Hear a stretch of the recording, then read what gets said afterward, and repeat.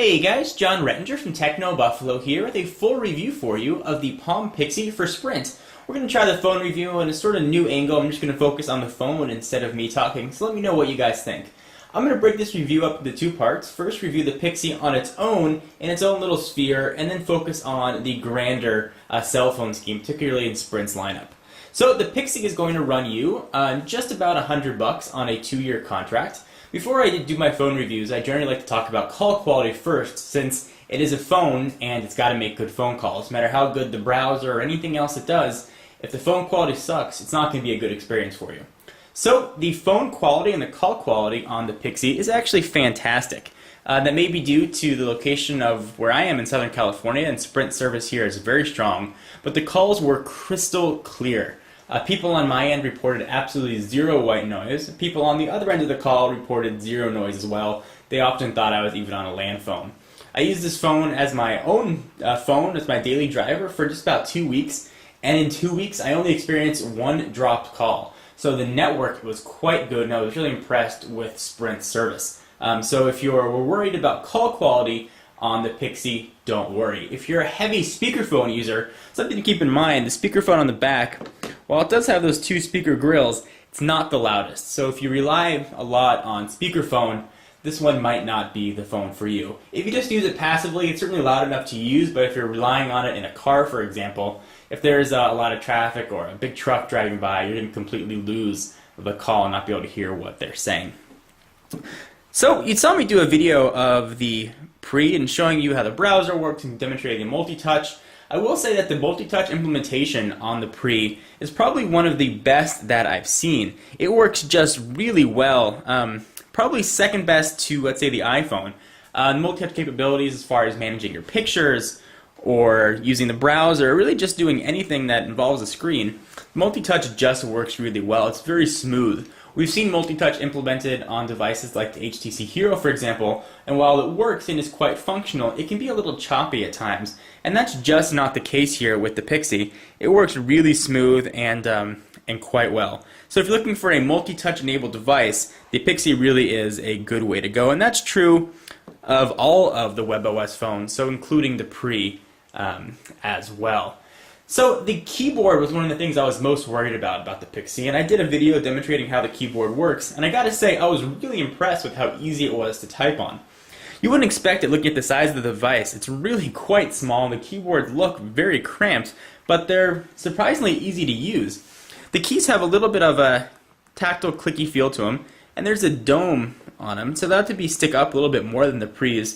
And you don't have the bumpers on the side, so you can really get your hands around the device for typing. It makes it just a little bit easier. Overall, I was very impressed with the keyboard. One of the things that I don't like about typing on the Pixi and the Pre as well is that it doesn't have any sort of autocorrect. And while the keyboard is very good, you're certainly bound to make errors. And I really would have liked some sort of autocorrect feature. When I first reviewed the Pre, probably back almost 6 months ago, that was one of the features I was really hoping for with WebOS. And I would have assumed that Palm would have rolled that out in an over-the-air update, but it still hasn't come yet. So if you've got very fat thumbs and you tend to make an error or two, you're going to want to be very aware of that when you're using the Pixi. But overall, the keyboard is very usable and surprisingly easy to use. Camera quality was just okay. It wasn't the best. It's really passable for a cell phone camera, but right now you cannot take any sort of video, and it does have a single LED flash. One of the other downsides of the Pixi, and certainly this is true of the Pre as well, is the boot up time. And that's just a WebOS thing. It can take upwards of 1.5 minutes for this thing to go from off to on. It gets to be a little annoying. So working with the phone, you're going to be dealing primarily, or obviously, full time with the operating system. And I really like WebOS, which is the operating system that this is running. It's very intuitive and easy to use. I think it's even fun as well. The card management system, I think, makes things just very easy. You can take an application and throw it away when you're done and really manage multiples right from this card interface. It's very elegant, and I think it's quite useful as well. Also, there's presence of Synergy, which pulls all of your contacts and calendars from Gmail, from Yahoo, from Facebook now, and from even LinkedIn into a single unified format. So either you'll see all your contacts listed into one contact, or all your emails will be in a single mailbox. You can divide them up if you like, but it's nice to have an option of having them all there. especially having calendars. So if you use an Exchange calendar at work, you use your Gmail at home, it really makes it quite nice to be able to have all those sort of combined. And Synergy does a really nice job of doing that. Just with calendars, everything will show up right there. Really makes it very easy.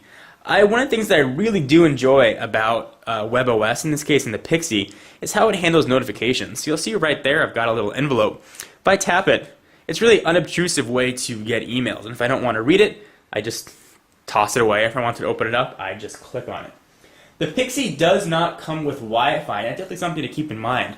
A lot of Sprint's add-on features, like the video, NFL Network, NASCAR, or even Sprint TV, are obviously very data and video centric. And the quality of the video, while watchable, definitely isn't Wi-Fi strong. So you're going to get a little pixelated and it's going to take a long time to load. Something to keep in mind. From a browsing standpoint, it's going to be okay because Sprint's network does tend to be very fast. But something I want you to keep in mind if you're looking to get the device, if you rely heavily on Wi-Fi or you want that little bit of extra speed, this is something that the Pixi does not have.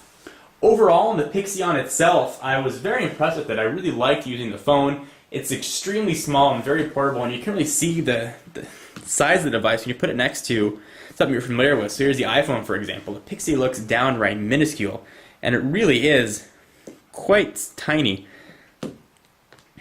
One of the other downsides of the Pixi as well is that it's stuck with your 8 gigabytes of storage. There isn't any sort of micro SD expansion. So if you're looking for a lot of music and you want to bring over your whole library, you're going to run into some trouble or definitely have to do some management. So the Pixi as a whole, it really is a great phone. I really enjoyed using it. The screen was bright and vibrant. The keyboard was surprisingly easy to use. Call quality was really good. And overall was a very good experience. So if I have to rank the Pixi on a 1 to 5, I give it a very solid 4, missing that extra point because of a lack of autocorrect for keyboards, lack of Wi-Fi. If it had those things, it would have been a very close 5. There's been a lot of questions about the Pixi's processor being a little slow and laggy. And in my experience, the processor held up just fine. I was able to keep 3, 4, sometimes even 5 cards open without really experiencing much of a slowdown. So I think that's been greatly exaggerated. So in the greater scheme of things, I'm going to be hard-pressed to recommend the Pixi over the Pre, which is $50 more, coming in at just about $149.99.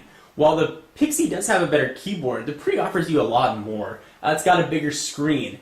It's got Wi-Fi. And it's got a little faster processor. You're going to want to manage more than 5 cards, for example. The Pre is going to be the way that you're going to want to go. When you put them both side to side, it's really hard to see who Palm is targeting with the Pixi.